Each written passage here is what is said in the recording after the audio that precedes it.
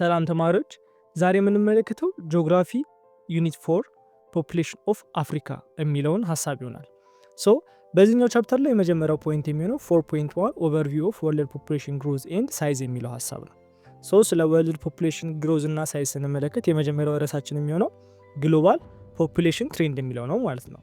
ሶ ስለ ግሎባል ፖፑሌሽን ትሬንድ ወይም የዓለም ህዝብ መጨመር ሀሳቡን ስንመለከት global population growth increased dramatically after World War II, driven by a sharp rise in the population of less developed countries. ስለዚህ ታሪኮችም ወይም ደግሞ ጥናቶች እንደሚያመለክቱት ከሆነ የዓለም የህዝብ ቁጥር መጨመር ከሰከንድ ወርልድ ዋር በኋላ ወይም ደግሞ ከሁለተኛው የዓለም ጦርነት በኋላ በጣም እየጨመረ የመጣ አንድ ትልቅ ኢሹ ነው ማለት ነው። ሶ ያው እንደ ኢሹ ላናየውም እንችላለን፣ አንድ ትልቅ የሆነ ጉዳይ ነው። ሶ ባደጉ ሀገራቶች ላይም ወይም ደግሞ ባደጉ ሀገራቶች ላይም ጭምር በጣም በከፍተኛ ሁኔታ ከወርልድ ዋር ሰከንድ በኋላ በጣም የህዝብ ቁጥር ይጨምራል። ስፔክታኩላር ግሮዝ ኢን ዘ 20th century the world's population soared from 1.6 billion in 1900 to 6.1 billion in 20s ነው። ስለዚህ እንደ ጥናቶች የሚያሳዩት ከሆነ የዓለም ህዝብ ቁጥር በጣም በከፍተኛ ሁኔታ ከመጨመሩ የተነሳ ከ1900 የነበረው መጀመሪያ በ1900 የነበረው የህዝብ ቁጥር 1.6 ቢሊዮን ነበረ። አሁን ላይ ወይም ደግሞ 2000 ላይ ደግሞ ስንት ሆነ? 6.1 ቢሊዮን ሆነ ማለት ነው። ስለዚህ ከ1.6 ቢሊዮን በ1900 የነበረው ወደ 6.1 ቢሊዮን ነው የጨመረው። ይህም ደግሞ በመካከሉ ላይ ያለው ምን ያህል አዲሽን አለ ማለት ነው? 4.5 ቢሊዮን ህዝብ እዛ አንድ ሴንቸር ላይ ተጨምሯል ማለት ነው። ስለዚህ በጣም በከፍተኛ ሁኔታ ነው ያደገው። ሶ አንኢቭን የሆነ ሪጂናል ግሮዝ ደግሞ አለ በዚህ መካከል ላይ። አሁን ለምሳሌ አሜሪካ ያለው የህዝብ ቁጥር መጨመርና ኢትዮጵያ ካለው የህዝብ ቁጥር መጨመር ጋር እኩል አይደለም። ሶ አንኢቭን የሆነ ሪጂናል ግሮዝ አለ ከ1970ዎቹ እስከ 2021 እስካሁኑ ድረስ ማለት የሚቻላል ከፍተኛ የሆነ አንኢቭናል ሪጂናል ግሮዝ አለ። አሁን ለምሳሌ ኤዥያን ብንመለከት ኢንክሪዝ ኢትስ ሼር ፍሮም 58% to 61% ነው። መጀመሪያ 1900 ላይ 58% ነበረች። 2021 ላይ ደግሞ ስንት ሆነች ማለት ነው? 61% ማለት ነው። ይሄን ደግሞ ምን ያደርጋል? ደሞዝ ፖፑሌሽን ሪጅን ወይም ደግሞ በዓለም ላይ ከፍተኛ ህዝብ ያላት አህጉር እንድትሆን አድርጓታል ማለት ነው።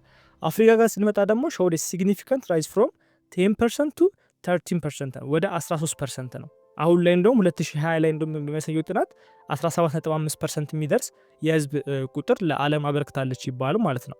ሶ ይሄም ደግሞ አፍሪካን ሁለተኛ ያደርጋታል ማለት ነው። ላቲን አሜሪካና ካሪቢያን የሆኑ ሀገራቶችን ስንመለከት ደግሞ ከ8% ወደ 9% አድገዋል ማለት ነው። ከ1970 እስከ 2021 ባለው ዓመተ ምህረት ጋፕ ውስጥ ማለት ነው። ኢሮፕና የተለያዩ ኖርዝ አሜሪካ ካንትሪዎችን በምንመለከትበት ሳለ ደግሞ ልክ እንደ ኢሮፕ ከ18% ወደ 12% ያደጓሉ። ኢሮፕ አጉራት ላይ ያሉ ወደ ኖርዝ አሜሪካ ላይ ደግሞ ከ6% ወደ 5% ማለት ነው። ስለዚህ እያንዳንዱ ሀገራቶች ላይ የተለያየ የህዝብ ቁጥር እድገት ነው የሚያሳየው። አሁን ለምሳሌ ኤዥያ ላይ ከፍተኛ አለ፣ ሲቀጥል አፍሪካ፣ ላቲን አሜሪካ እያለ ቁጥራቸው ይጨምራል ይቀንሳል ማለት ነው። ልክ እንደየቦታው አንኢቭናል የሆነ ሪጂናል ግሮዝ አለ ማለት ነው። ሁሉም ቦታ እኩል የሆነ የህዝብ ቁጥር መጨመር የለም። አሁን ለምሳሌ እዚህ ጋር ያለውን ሰንጠረዥ ስንመለከት ይሄ ከ1900 እስከ 2021 ያለው የህዝብ ወይም ደግሞ ይሄ ፖፑሌሽናል ግሮዝ የሚያሳይ ቻርት ነው ማለት ነው። ሶ ለምሳሌ በ1900 ያለውን ስንመለከት 1.6 ቢሊዮን ይላል ወርልዱ ማለት ነው። ይሄ በአጠቃላይ ዓለም በዛ ሰዓት የነበራት የህዝብ ቁጥር ነው። ሶ አፍሪካ 1.33 የሚሆን ሚሊዮን የሚሆን ህዝብ በዛን ሰዓት ላይ ኮንትሪቢዩት ታደርግ ነበር ለዓለም። ኤዥያ ደግሞ 9 ሚሊዮን 47 የሚሆነውን 47,000 የሚሆነውን የዓለም ህዝብ ለዛን ሰዓት ላይ ዶኔት የምታደርገው ማን ነበረች? ኤዥያ ነበረች ማለት ነው። ስለዚህ ኢሮፕ፣ ላቲን አሜሪካ፣ ኖርዝ አሜሪካ፣ ኦሽኒያ ወይም ደግሞ እነዚህ በውሃ የተከበቡ ልክ እንደ አይላንዶች እንዲ ደሴቶች ያሉ ሀገራቶች ደግሞ ኦሽኒያ ይባላሉ። እነሱም ደግሞ ተጨምረው በአጠቃላይ በ1900 ስንት ነበሩ? 1.6 ቢሊዮን ነበሩ ማለት ነው።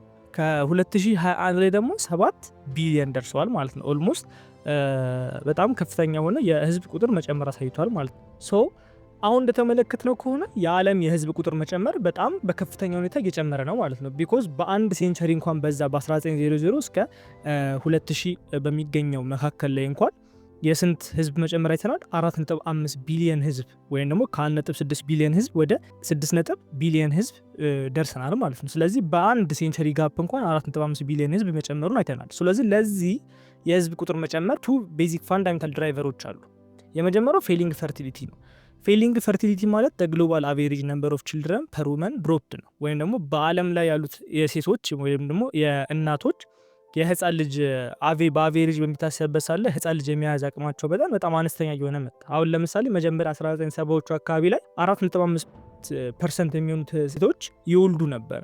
ነገር ግን ወደ 2015 በምንመጣበት ሰዓት ላይ ግን ይሄኛው ቁጥር በመቀነስ ወደ 2.5 ሴቶች የመውለድ አቅማቸው ይታያል ማለት ነው። ቢኮዝ ይሄ ምንድነው የሚያሳየው አብዛኛው ሴቶች የመውለድ ፍላጎታቸው እየቀነሰ እንደመጣ ነው። ስለዚህ ፈርቲሊቲ ሬት ፌል እያደረገ መጣ ማለት ነው። ዲስ ኢዝ ኤ ማሲቭ ሺፍት ኢን ፕሮዳክቲቭ ቢሄቪየር ነው። ይሄ ደግሞ በጣም ትልቅ የሆነ ኢምፓክት አለው ግሎባል ሬቱ ላይ ማለት ነው። ይሄ ግሎባል ፖፑሌሽን ሬቱ ላይ ከፍተኛ የሆነ ኢምፓክት አለው። ሴቶች ወይም ደግሞ ይሄ የህፃን ልጅ የመወለዱ መጠን በጣም አነስተኛ ወይም ደግሞ ድሮፕ እያደረገ መጣ። ሁለተኛ ነገር ደግሞ ራይዚንግ ላይፍ ኤክስፔክታንሲ ነው።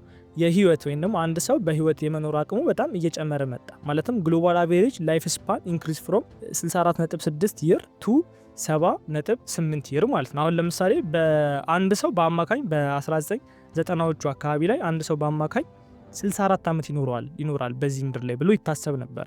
ነገር ግን አሁን በ2020 ላይ በተጠናው ጥናት ግን አንድ ሰው በአማካኝ 70 ዓመት ይኖራል ተብሎ ይታሰባል ማለት ነው። ስለዚህ 90ዎቹ እና በ20ዎቹ ባለው ጋፕ እንኳን የምን ያህል ጋፕ ይኖራል? የ6 ዓመት ጋፕ ይኖራል ማለት ሰው። ስለዚህ ራይዚንግ ላይፍ ኤክስፔክታንሲ ማለትም አንድ ሰው በህይወት የመኖር አቅሙ እየጨመረ መጣ። ይሄን ደግሞ የሚያሳየው ምንድነው ሜጀር ኢምፕሩቭመንቶች እንዳሉ ነው በህይወት። ለምሳሌ ሄልዝ ኬርን ብንመለከት፣ ኒውትሪሽንን ብንመለከት፣ ሳኒቴሽንን ብንመለከት የሰው ልጅ ብዙ ነገርን እየፈጠረ ወይም ደግሞ ህይወቱን ወይም ጤናውን የሚያስጠብቅለትን ነገር እየጨመረ ስለመጣ ላይፍ ኤክስፔክታንሲ ምን እያለ መጣ ማለት ነው? እየጨመረ መጣ ማለት ነው። ስለዚህ እነዚህ ሁለት ቤዚክ ፋንዳሜንታል ድራይቨሮች የፖፑሌሽንን ሬት በደንብ ጨምረውታል። ወይም ደግሞ አሁን ቅድም ባወራነው መሰረት ከ64 በ1900 1.6 ቢሊዮን ህዝብ በነበረበት ሰዓት አሁን ከዛ ደግሞ ከ2000 ላይ ስንት ሆነ? 6 ቢሊዮን አይደለም። ስለዚህ በዛ መካከል ላይ 4.5 ቢሊዮን ህዝብ የመጨመሩ ምክንያት ዋና ሁለቱ የመጀመሪያው ፌሊንግ ፈርቲሊቲ ነው፣ የህፃናቶች የመወለድ አቅም መቀነስ ነው። ሁለተኛው ደግሞ ራይዚንግ ላይፍ ኤክስፔክታንሲ ነው፣ ወይም ደግሞ የሰው ልጅ የመኖር አቅሙ ወይም እድሜው መጨመር ማለት ነው።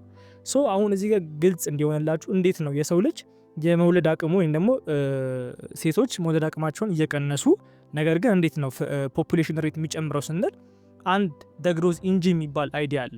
ይህ ግሮዝ ኢንጂን የሚባል አይዲያ ምንድነው? ፈርቲሊቲ እና ሞርታሊቲ የሚባል ነገር አለ፣ ወይም ደግሞ የውልደት መጠንና የሞት መጠን ማለት ነው። ፈርቲሊቲ ሌቭል ግልጽ ነው ዲክላይን እያደረገ ነው ብለናል። ነገር ግን they have not failed at the same pace of the mortality level። የሞት መጠን በሚጨምርበት ልክ አይደለም ፈርቲሊቲ ሌት እየጨመረ ያለው። አሁን ለምሳሌ በአለማችን ላይ አንድ ሰው ቢሞት ስንት ሰው ይወለዳል? 2 ሰው ይወለዳል እንደማለት ነው። ስለዚህ ፈርቲሊቲ ሌት ምንም ያክል እንኳን ወይም ደግሞ የመውለድ መጠን ምንም ያክል እንኳን ቢቀንስ ሞርታሊቲ ግን ምንድነው ይበልጥ እየጨመረ አይደለም ሄደው ይበልጥ እየቀነሰ ሄደው ማለት ነው። አሁን ለምሳሌ ሞርታሊቲ ስንመለከት ፈርስት ኤንድ ራፒድ ነው ሚኒንግ ሜኒ ሞር ችልድረን ሰርቫይቭድ ቱ አዳልትሁድ ነው። አብዛኞቹ ሰዎች ሰርቫይቭ እያደረጉ ነው፣ ከሞት ሰርቫይቭ እያደረጉ ነው ማለት ነው። ስለዚህ ከሞት ሰርቫይቭ እያደረጉ ስለሆነ ብዙም የሞት መጠን እየቀነሰ መጣ። ስለዚህ ፈርቲሊቲ ላይ ስንመለስ ደግሞ ቢግን ፎሊንግ ሌተር ኤንድ ሞር ስሎሊ ነው። በጣም እየቀነሰ ነው እንጂ ያለው በጣም በፍጥነት እየቀነሰ አይደለም። ሞር ስሎሊ ነው ፌል የሚያደርገው። For decade people were still having relative high number of children while more of those children survived ነው። አብዛኛውን ጊዜ አንዳንድ ሰዎች ብዙ ልጆች እንዲኖራቸው ያደርጋሉ። እነዛም ልጆች ደግሞ ከመሞት ወይም ደግሞ ወደ ሞርታሊቲ ሬት ውስጥ ከመቀላቀል ይልቅ ወደ ሰርቫይቭድ ሬት ወይም ደግሞ ወደ አዳልትሁድ የመቀላቀል ቻንሳቸው ከፍተኛ ነው ማለት ነው። ይሄም ደግሞ ግልጽ ለማድረግ ዴዝ ሬት ዲክሪዝ ያደርጋል ኢንክሪዝ አያደርግም። ነገር ግን ፈርቲሊቲ ሬት ላይ ስንመጣ ደግሞ እሱም ዲክሪዝ ያደርጋል። ነገር ግን እንደ ዴዝ ሬት አይደለም፣ በጣም ቀስ ብሎ ዲክሪዝ የሚያደርገው ማለት ነው። ሶ በዚህ አማካኝነት የዓለም ይሄ ቱ ፋንዳሜንታል ድራይቨር የሚባሉት ወይም ደግሞ ፌሊንግ ፈርቲሊቲ እና ራይዚንግ ላይፍ ኤክስፔክታንሲ የዓለምን ህዝቦች ከነበሩበት ወይም ደግሞ ከ1900 ዓመተ ምህረት ላይ ከነበረው 1.6 ቢሊዮን ህዝብ ወደ 6 ቢሊዮን ህዝብ 2000 ላይ ወደሚገኘው የህዝብ ቁጥር አሻግሮታል ተብሎ ይታሰባል ማለት ነው። ስለዚህ ሀሳቦቻችንን ይበልጥ ግልጽ እያደረግን ለመሄድ why is the world population grows rapidly የሚለውን ሀሳብ እናያለን ማለት ነው። ጥያቄ ነው። why the world population grows so rapidly ነው። እንዴት የዓለም ህዝብ ቁጥር በጣም ይጨምራል ወይም በፍጥነት ይጨምራል ብለን ስናይ ቅድም ያነሳናቸው 2 ነጥቦች አሉ። ከነሱ በተጨማሪ ግን 4 ነጥቦችን በማንሳት እንዴት የዓለም ህዝብ ቁጥር እየጨመረ እንደሆነ እንረዳለን ማለት ነው። የመጀመሪያው ዴዝ ሬት ፎል ወይ ደግሞ የሞት መጠን መቀነስ ነው። የሞት መጠን መቀነስ እንዴት ነው ፖፑሌሽን ሬቱ ላይ ኢፌክት ያለው ስንል ሞደርን ሜዲሲኖች እየመጡ መጥተዋል። አሁን ለምሳሌ ቅድም እንዳወራ ነው በ1900ዎቹ ላይ 1.6 ቢሊዮን ህዝብ ነበረ። ሶ ከዛ በኋላ ሞደርን ሜዲሲኑ ከመጡ በኋላ የሰው ልጅ ቤተር የሆነ ላይፍ ስታንዳርድ መኖር ጀመረው። ስለዚህ የተሻለ ህይወት ከድሮ ከሚያሳልፈው ህይወት የተሻለ ህይወት የተሻለ ሜዲሲን በሚያገኝበት ሰዓት ላይ የሞት መጠኑ እየቀነሰ መምጣት ጀመረ ማለት ነው። የሚሞተው ሰው መጠን እየቀነሰ መጣ። ሲቀጥል ሎወር ኢንፋንት ወይም ደግሞ ችልድረን ማተርናል ሞርታሊቲም እየቀነሰ መጣ ሞደርን ሜዲሲን ስላለ። ወይም ደግሞ አሁን ለምሳሌ የእናት መሞት ወይም ደግሞ የእናትና የልጅ መሞት ቁጥር እየቀነሰ መጣ ማለት ነው። ስለዚህ ላይፍ ኤክስፔክታንሲው እየጨመረ ሲመጣ ሪዛልቱ ምን ይሆናል? አብዛኛው ሰው ሰርቫይቭ ማድረግ ይችላል። ሰርቫይቭ ካደረገ ደግሞ ረዥም ህይወት ይኖራል ማለት ነው። ስለዚህ ረዥም ህይወት የሚኖር ከሆነ ደግሞ የሞት መጠናችን እየቀነሰ ይመጣል። ስለዚህ በዓለማችን ላይ የሚኖረው የህዝብ ቁጥር በጨመረ ቁጥር ወይም ደግሞ የሞት መጠን በመጣ ቁጥር ደግሞ ወርልድ ፖፑሌሽን እያደረገ ይመጣል፣ ራይዝ እያደረገ ይመጣል ማለት ነው። የመጀመሪያው አይዲያ ምንድን ነው? ዴዝ ሬት ፎል ማድረግ ወይም ደግሞ የዴዝ ሬት የሞት መጠን መቀነስ ነው። ሁለተኛው ደግሞ በርዝ ሬት ላግ ማድረግ ነው።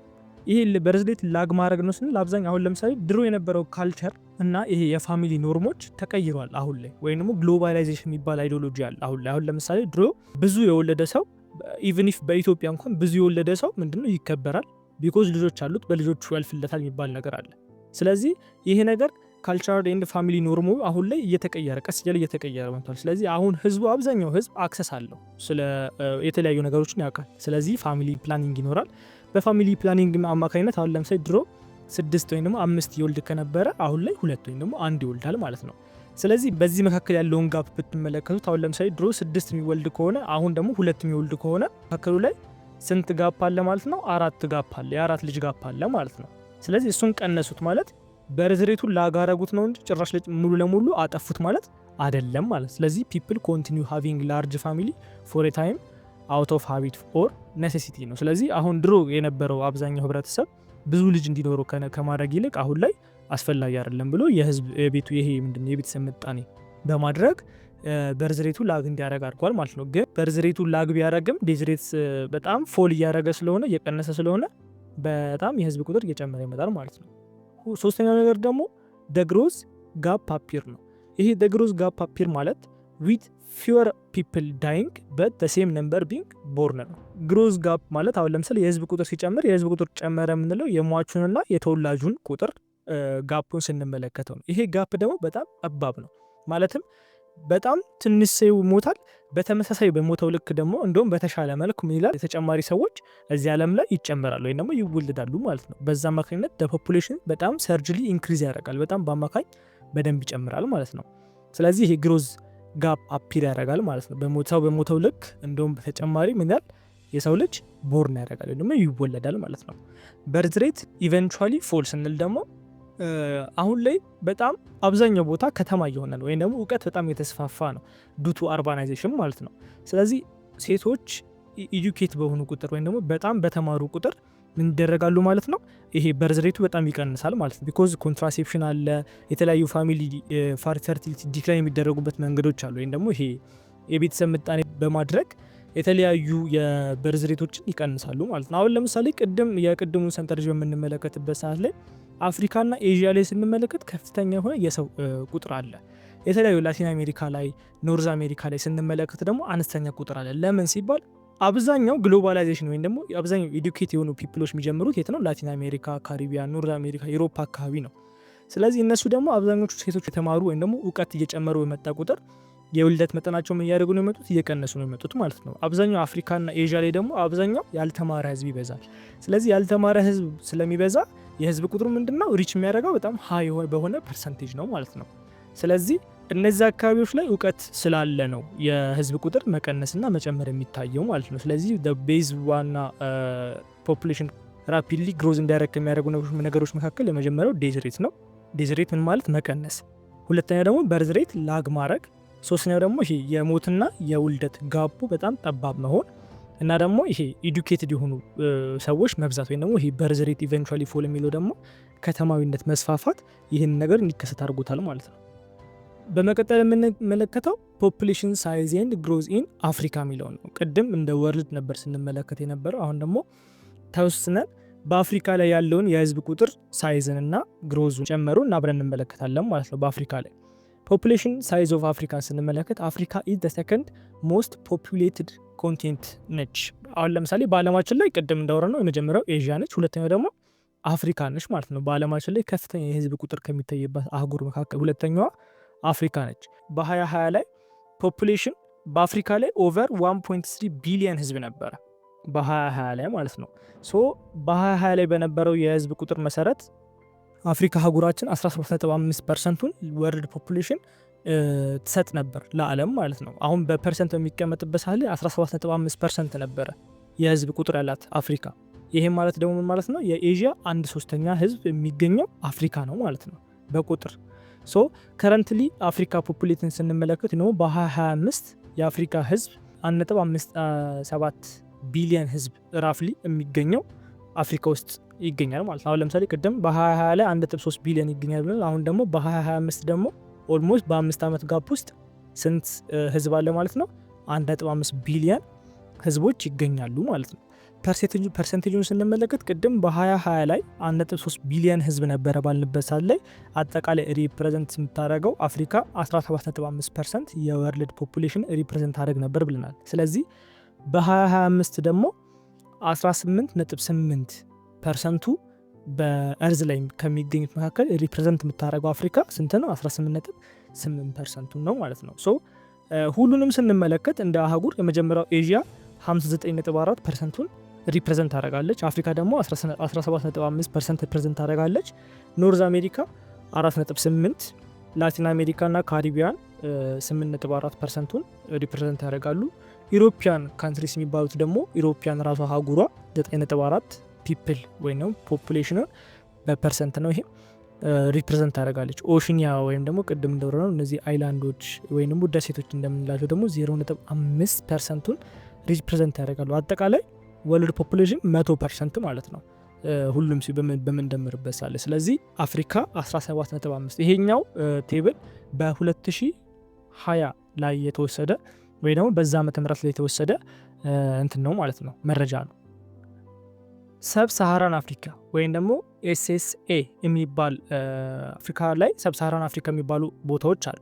አሁን ለምሳሌ ብዙ ጊዜ ሰብ ሳሃራን አፍሪካ ሲባል ለአብዛኛው ተማሪ ግልጽ አይደለም። ሶ ቱዴይ ግልጽ እናደርገውና ከዛ በኋላ በሰብ ሳሃራን አፍሪካ ላይ ያሉትን የህዝብ ቁጥር መጨመሮችን አብረን እንመለከታለን ማለት ነው። ሶ ሰብ ሳሃራን አፍሪካ የሚባለው ሪፈር ቱ ኦል አፍሪካ ካንትሪ ሎኬትድ ሳውዝ ኦፍ ዘ ሳሃራ ዴዘርት ነው። ከሳሃራ ዴዘርት በታች ያሉት ሀገራቶች በሙሉ ሰብ ሳሃራን አፍሪካ ይባላሉ ማለት ነው።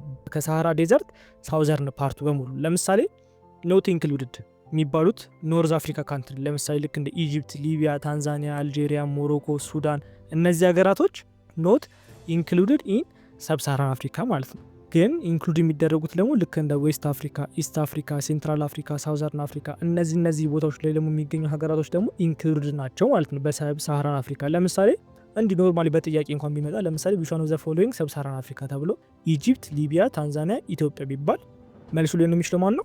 ኢትዮጵያ ነው ማለት ነው። ቢኮዝ ኢትዮጵያ ኢስት አፍሪካ ነች። ቅድም ይሄ ኢንክሉድድ ሪጅን ተብሎ የተቀመጡት ልክ በአቅጣጫ ነው። ዌስት አፍሪካ ላይ፣ ኢስት አፍሪካ ላይ፣ ሴንትራል አፍሪካ ላይ፣ ሳውዘርን አፍሪካ ላይ ያሉት ሀገራቶች ምንድናቸው? ሰብ ሳሃራን አፍሪካ የሚባሉ ሀገራቶች ናቸው። ነገር ግን ኖርዝ ፓርት ኦፍ አፍሪካ የሚባሉት ግን ኢጂፕት፣ ሊቢያ፣ እነ ታንዛኒያ፣ እነ አልጄሪያ፣ እነ ሞሮኮ፣ እነ ሱዳን ግን ምንድናቸው ማለት ነው? እነዚህ ሰብ ሳሃራን አፍሪካ አይደሉም ማለት ነው። ሶ አሁን ወደ ሰብ ሳሃራን አፍሪካ ፖፑሌሽን ግሮዝ ስንመጣ አሁን እንግዲህ ሰብ ሳሃራን አፍሪካ ፖፑሌሽን ግሮዝ ስንል ልክ እነ ኢጂፕትን፣ እነ ሊቢያን ወይም ደግሞ ኖርዝ አፍሪካ የሚባሉትን አይወክልም ማለት ነው።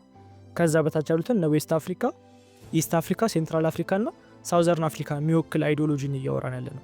ሶ ሰብ ሳሃራን አፍሪካ ፖፑሌሽን ግሮዝ ስንመለከት ሃይስት ናቹራል ኢንክሪዝ ሬት ኢን ዘ ወርልድ 3% ፐር ይር ነው።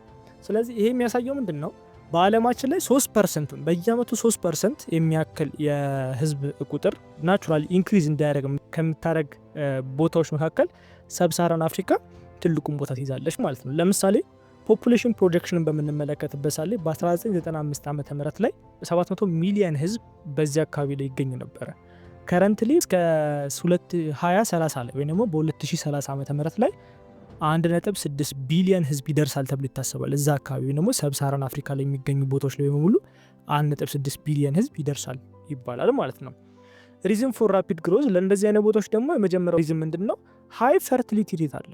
ቅድም እንደነገርኳችሁ አንኢቨን ሪጂናል ግሮዝ አለ። የፖፑሌሽን ላይ አንኢቨን የሆነ ሪጂናል ግሮዝ አለ። አሁን ቅድም በጣም ፈርቲሊቲ ሬት እየቀነሰ ነው ብለን አውርተን ነበር። ነገር ግን አብዛኛው ሰብ ሳሃራን አፍሪካ ላይ ግን ሃይ የሆነ ፈርቲሊቲ ሬት አለ። ለምሳሌ 6 ችልድረን ፐር ውመን አለ ተብሎ ይታሰባል። በየአመቱ ትዋይስ ዘ ወርልድ አቬሬጅ፣ ሁለቴ ትዋይስ የወርልድ አቬሬጅ በሚመለከቱበት ሰዓት ላይ አንድ ሴት 6 ልጅ የመውለድ አቅም አላት ተብሎ ይታሰባል በዚህ በሳብሳሃራን አፍሪካ ላይ ማለት ነው። ሁለተኛ ነገር ደግሞ ኮምፓሪዥን ስንመለከት አፍሪካ ፖፑሌሽን ግሮዝ ኢዝ ማች ፋስተር ዳን አደር ሪጅን ነው ከሌሎቹ ሪጅኖች። ኢቨን ከኤዥያ በምንመለከትበት ሳለ የአፍሪካ ፖፑሌሽን ግሮዝ በጣም እየጨመረ ያለ አህጉር ነች ማለት ነው። ሶ ቅድም እንደወራ ነው ፈርቲሊቲ ሬቷ በጣም ከፍተኛ ነው። 6 ህጻናት አንድ ሴት ትወልዳለች ተብሎ ይታሰባል ማለት ነው። ይህም ደግሞ ትዋይስ ዘ ወርልድ አቬሬጅ ነው፣ 2 እጥፍ ማለት ነው። ከወርልድ አቬሬጅ 2 እጥፍ ያለ ቦታ ነው ማለት ነው። ሶ ፖፑሌሽን ግሮዙን ስንመለከት አፍሪካስ ፖፑሌሽን ግሮዝ አፍሪካ ሀስ ዋን ኦፍ ደ ፋስተስት ግሮዝ ፖፑሌሽን ኢን ዘ ወርልድ፣ በዓለማችን ላይ በጣም ፈጣን የህዝብ ቁጥር መጨመር ከሚታይባት ቦታዎች ደግሞ ከህዝብ ቁጥር በጣም የሚጨምርባት ቦታ አንዷ አፍሪካ አህጉራችን ነች። ግሮዝ ኢዝ ዱ ቱ ሃይ ፈርቲሊቲ ሬት ኤንድ ዲክላይኒንግ ሞርታሊቲ ነው። እንደነገርኳችሁ ቅድም የፈርቲሊቲ ሬት እና የሞርታሊቲ ሬት ነው በጣም ኢሹ የሚሆነው ግሮዝ ላይ ማለት ነው፣ ደግሞ እድገት ላይ ሃይ ፈርቲሊቲ ሬት ካለ እና ደግሞ ሎ ሞርታሊቲ ወይ ደግሞ የሞት መጠን ዝቅተኛ ከሆነ የውልደት መጠን ከፍተኛ ከሆነ የህዝብ ቁጥር የማይጨምርበት ምንም አይነት ምክንያት አይኖርም ማለት ነው። ለምሳሌ ሂስቶሪካሊ ብንመለከተው ፖፑሌሽን ግሮዝ ስሎሊ አንትል 1950 ነው። ከ1950 በኋላ አፍሪካ ላይ በጣም ኢንሴን በሆነ መልኩ ነው የፖፑሌሽን መጨመር ያለው ማለት ነው።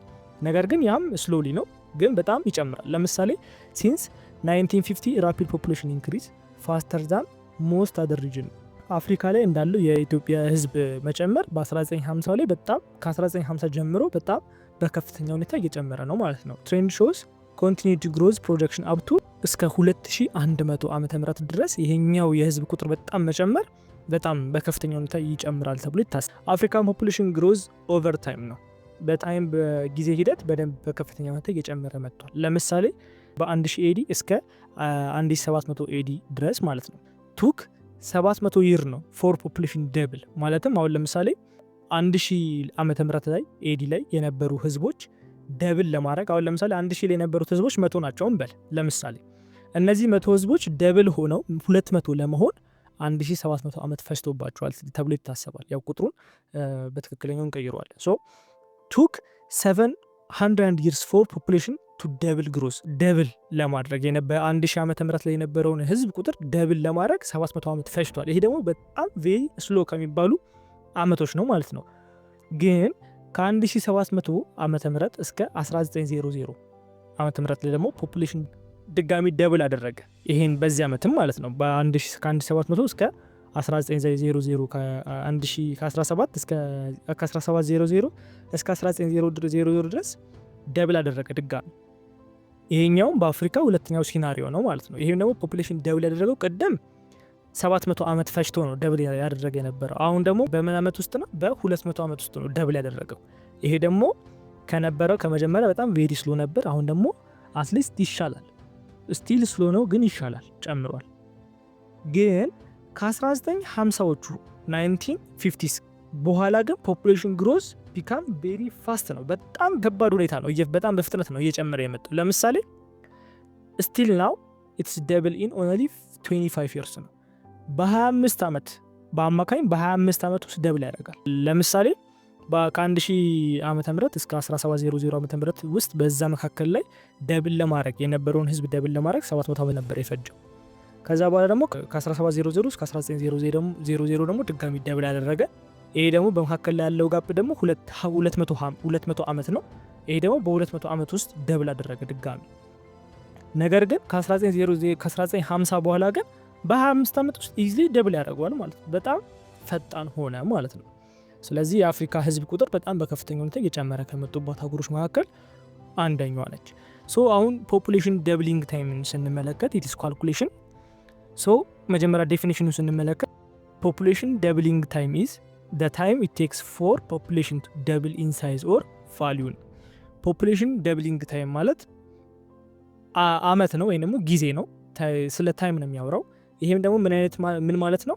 ፖፑሌሽን ደብል የሚያደርግበት ከነበረበት ራሱን የሚደግምበት ራሱን ያህል የነበረውን ሳይዝ የሚጨምርበት ታይም ነው ማለት ነው። አሁን ለምሳሌ ቅድም እንዳወራ ነው 100 ሰዎች ከነበሩ ዛሬ በማግስቱ 100 ድጋሚ የሚሆኑበት ከሆነ ራሳቸው ምን አረጉ ማለት ነው? ደብል አረጉ ማለት ነው። ስለዚህ አሁን የምናወራው ስለ መቼ ነው? ስለ ታይሙ ነው ማለት ነው። በምን ያክል ጊዜ ውስጥ ደብል አረጉ የሚለውን ስናወራ ፖፑሌሽን ደብሊንግ ታይም የሚለውን ሀሳብ እናያለን ማለት ነው። ሶ ዲስ ካን ቢ ኮምፒውትድ ዩዚንግ ደ ሩል ኦፍ 70። ይሄኛውን ካልኩሌሽን በምንሰራበት ሰዓት ላይ ደ ሩል ኦፍ 70 የሚባል አይዲዮሎጂ ያለ እሱን በመከተል ነው ይሄን ነገር ምንሰራው። ባይ ዘ ዌይ ይሄ ደ ሩል ኦፍ 70 የሚባለው እዚህ ላይ ብቻ አይደለም፣ በጣም ብዙ ነገሮች ላይ አንድ ነገር በምን ያክል ጊዜ ውስጥ ደብል ያደርጋል፣ በምን ያክል ጊዜ ውስጥ ራሱን ይደግማል የሚለውን ነገር ካልኩሌት የሚደረግበት ሳለ የምንጠቀመው ደ ሩል ኦፍ 70 የሚባለውን አይዲዮሎጂ ነው ማለት ነው። አሁን ለምሳሌ ኢኮኖሚክስ ላይ እንዴት ነው ሰው ደሞዙ ደብል የሚያደርገው ወይ ነው በምን ያክል ጊዜ ውስጥ አሁን ያለውን ገንዘብ ደብል ያደርጋል የሚባለውን ካልኩሌት ሲደረግ ሩል ኦፍ 70 የሚጠቀመው። በእኛ በጂኦግራፊው አይዲዮሎጂ ደግሞ የህዝብ ቁጥር መጨመር በምን ያክል ጊዜ ውስጥ ደብል ያደርጋል የሚለውን ስንመለከት ሩል ኦፍ 70 እንጠቀማለን ማለት ነው። ኢት ኢንቮልቭስ ዲቫይዲንግ 7 ባይ ዘ ግሮፍ ሬት ነው ማለት ነው። ስለ ይሄ ማለትም ካልኩሌሽን ስንሰራ በጣም ቀላል የሆነ ካልኩሌሽን ነው። 7 ሲካፈል ግሮዝ ሬት፣ በግሮዝ ሬት ስናካፍለው የሚመጣልን ውጤት ምንድነው? ፖፑሌሽን ደብል ታይም ነው ማለት ነው። ይሄ ማለት ነው 7 ሲካፈል በግሮዝ ሬት ሶ the population of the city double። ለምሳሌ ጥያቄ ስንሰራ